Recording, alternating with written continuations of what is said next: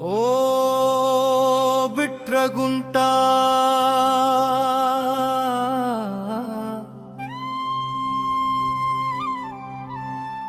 ఏమైందమ్మా నీకు? ఏమిటి ఈ దుస్థితి? ఒకనాడు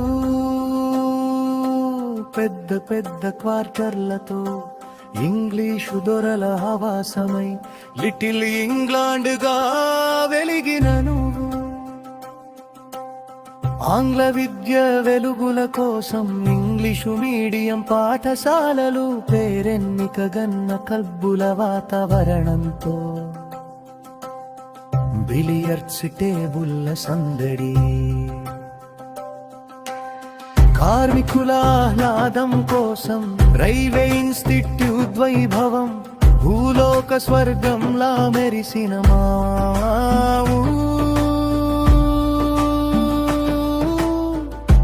మా గర్వం మా బిట్రగుంట